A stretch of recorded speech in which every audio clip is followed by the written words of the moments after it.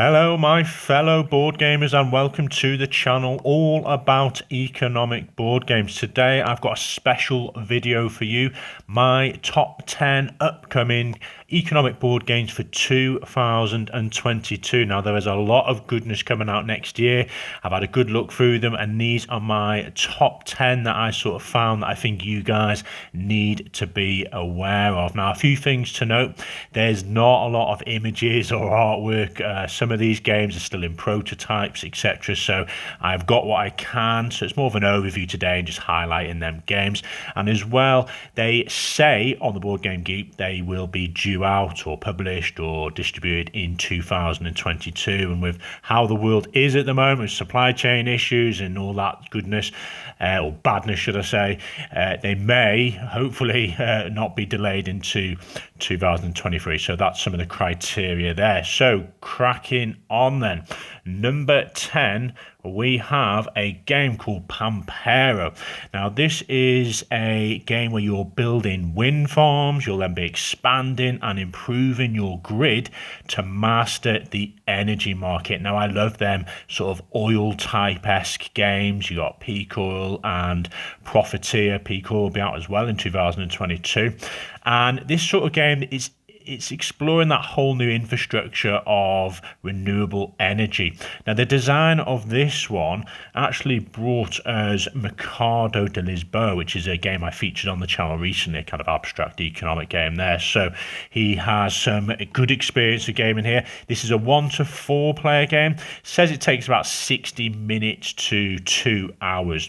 I'm not quite sure on the complexity of this one just yet, but in terms of what it's about, it's got hand management and it's a card-driven action selection game where every player has a starting set of 8 cards, and you'll be playing these to your tableau, which has kind of 2 rows and spaces to activate them in different sectors of the board.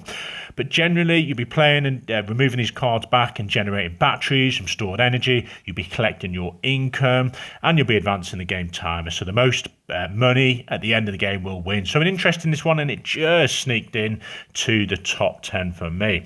So number 9, we have a very interesting title, Artificial Intelligence. Again, a sort of theme of interesting things coming out now. We're moving on from that whole CO2 climate change and moving into, you know, the wind farms and the next sort of infrastructure and technological revolution that's coming up. So artificial intelligence, it caught my eye. I love the artwork here.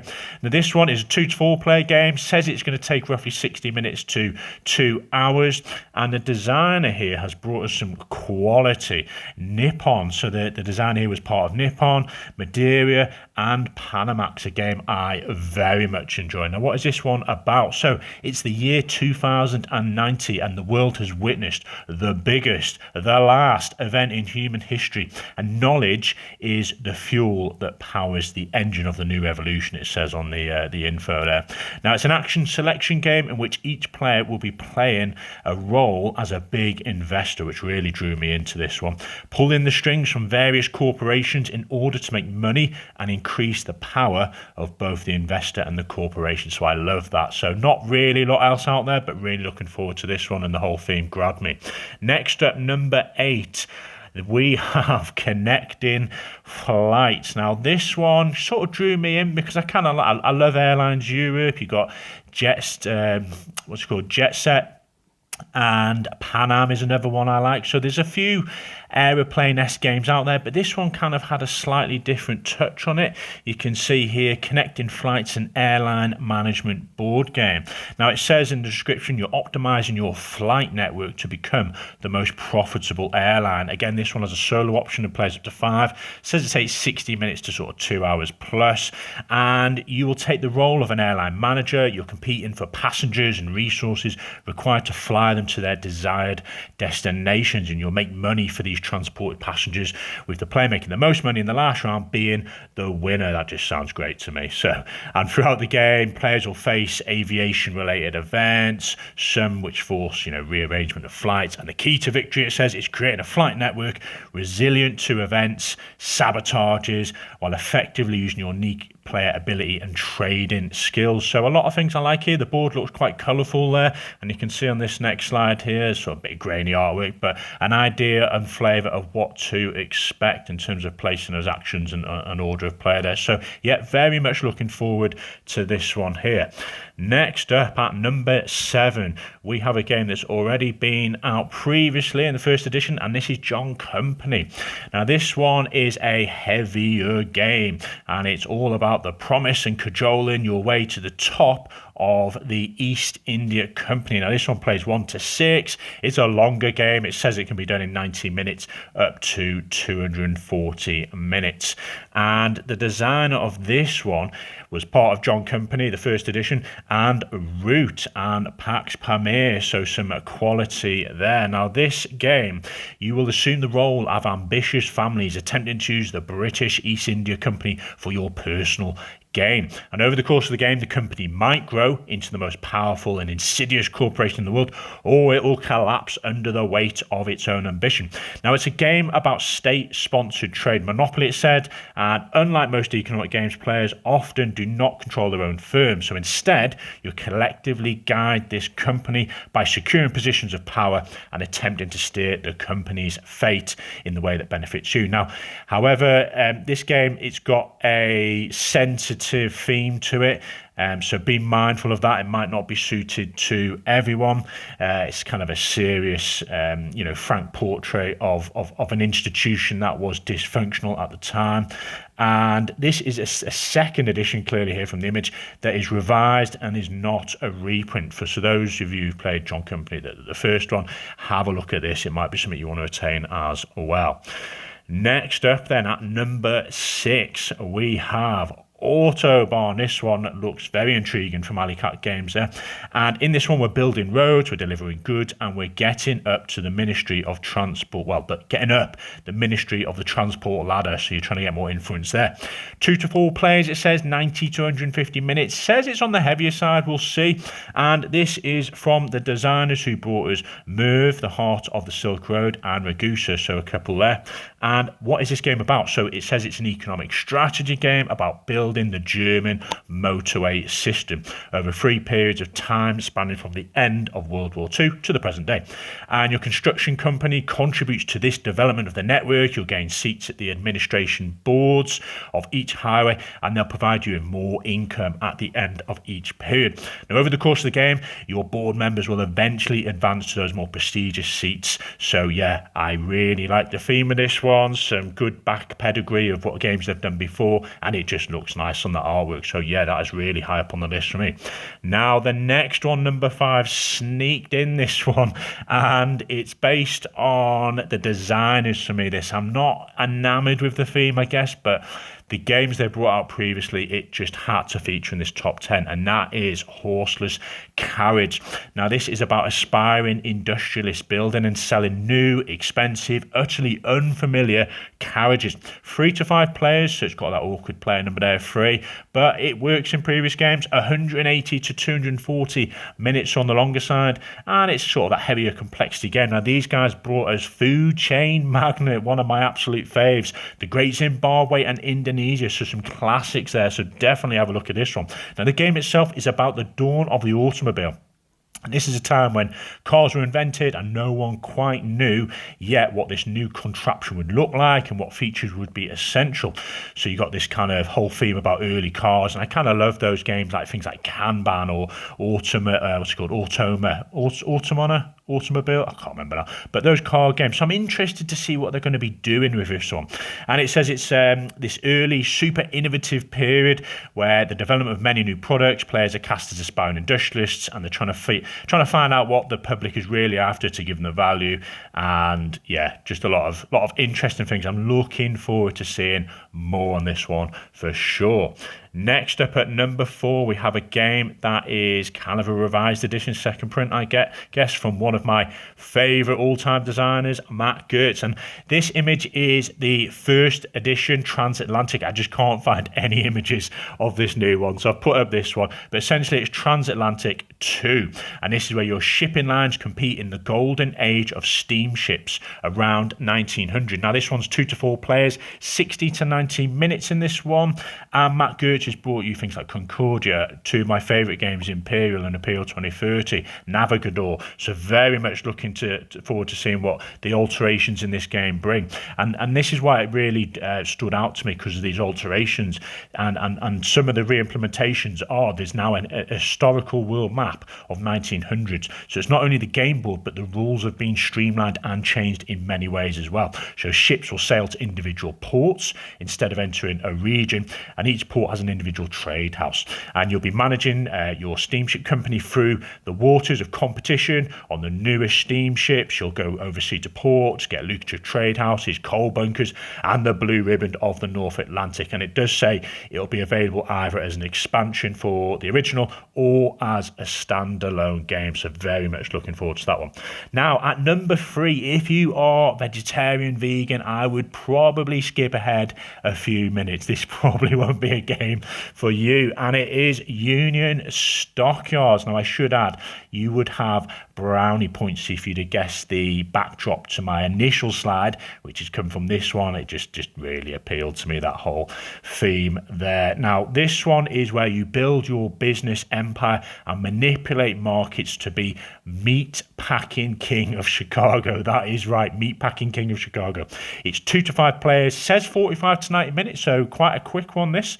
And it is about you're playing one of the big 5 meat packers. So a bit of history on this one, and you're developing technologies to use every part of the animal while battling labour unions and manipulating the market to your advantage. You'll be selecting actions through worker placement. However, if you don't pay for your workers, they may go on strike. I kind of like that a little bit there. And you'll earn cash based on your profit margins when you slaughter cattle. Oh dear.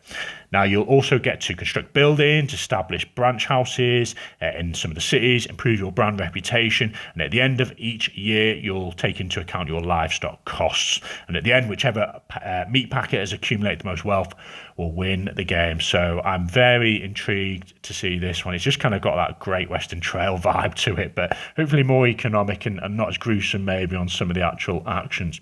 Next up, number 2, very much looking forward to this one, and it should definitely be on your radar. The Kickstarter was recently, so hopefully you can get out to retail next year, and that is 11 Football Manager board game.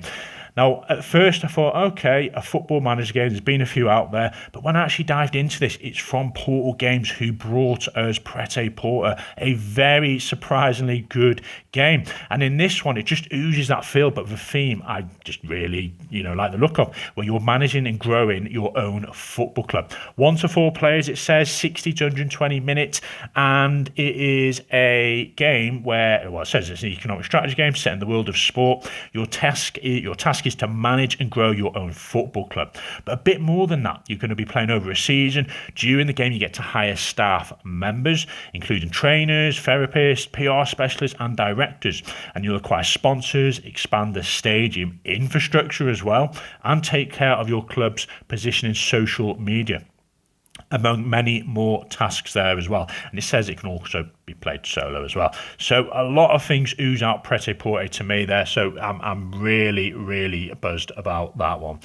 And a little bit more detail here. You can see the board layout and all the cards there. So number 1, this game just stood out like a sore thumb for me. It just looks fantastic, and without further ado, it is Hegemony, people. Lead your class to victory. Maybe this video just come out now. The Kickstarter will be finished. I think it was 2nd of December. But this game is where you basically simulating a whole contemporary nation in this asymmetric politico-economic Euro game, it says. So 2 to 4 players, 90 to 180 minutes, sort of medium heavyweight, this one, brought to us by some of the designers who were part of Among the Stars, a classic, and Dice City. Now, there's a fair bit of a description here, but being number 1 game, I want you to really know about this one. So it's an asymmetric politico-economic card-driven board game. 2 to 4 players, yeah, and you're in the role of one of these socio-economic groups in a fictional state. So you've got the working class, the middle class, the capitalist class, and the state itself. Oh, I can't wait to play with 4 players on this one. Now, the working class controls the workers. They work in companies. They earn money, which they then spend to cover the basic needs: food, health, education, entertainment, etc. They can apply a lot of political pressure and can also form unions to increase their influence. Yeah, want to play them, definitely. Then you've got the capitalist class. They control the companies where the workers work, and then they sell the goods and services. Deals can be done with foreign states, and pressure is also applied to the state when it comes to matters like taxation and tariffs. And their goal as capitalists is very clear: maximize profit. The middle class, then, you combine elements from both the working class and the capitalists. This is a free play game, and it has workers who can work in both capitalist companies, but can also build companies of its own, yet smaller.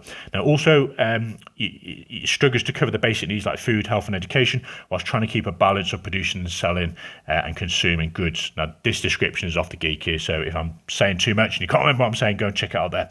And then finally, the state. So 4-player game. You're trying to keep everyone happy, so you're playing as the government here. You provide benefits, subsidies, and when needed, but also trying to maintain a steady income through taxes to avoid going into debt. You don't want to increase that national debt. And at the same time, you're trying to deal with a constant flux of requirements requiring immediate attention, or you will face grave consequences. There is loads I love about this, just simulating that whole economy. Yes, go and have a look at this one. Hopefully it'll get into retail next year if you missed the Kickstarter, and there's loads of goodies in the Kickstarter. They've hit so many of the pledge levels, so fantastic. Now, here's a few more images of it as well, and obviously this is the prototype. So that was number 1, and I thought I'd chuck in a few little extras for you, some games that didn't quite make the top 10 for me, and here's a selection here. So starting at the top, they got Distill. Now, I didn't quite make it for me. It's got some top reviews from people who played it already. I've just played quite a few of those sort of games. Vinos, what have we got? Viticulture, Brew Crafters, and many other brew type games. So didn't quite slip in there for me, but I like the look of it. Curious to see how that one plays. Gigawatt as well, another kind of energy game. So yeah, that one, have a look. Space Lane Trader. I like the concept of this. A bit more fantasy for what I usually play, but it's got some trading across the galaxy, so check out that one. I like the look of this Empire one at the bottom left here by 9 Nano Games, and this is kind of 9 cards, 9 bricks, I think it was, and something else, and it's very simplistic, and you can also use this game as part of the other 2 they're bringing out on the Kickstarter, so you can make this bigger game. But this one just caught my attention. It's a solo play as well if you're interested in that sort of thing. Brazil, I just had to check it on there. It says 2022, but there's been some hype for so long now, whether it's actually going to finally come out after how many years. But I like the concept of this kind of, I think it was gold mining and a lot of depth to that one. So yeah, and Card Rails Junction at the bottom. I'll just move my face so you can see the image. A game that kind of maybe looked like a lighter version of 18 Lilliput, so I was interested to see a little bit more on that one. So there we are, folks. Hopefully that top 10 gives you a rough idea of some of the games coming out next year that you can keep an eye on. There we are. Thanks for watching. Enjoy.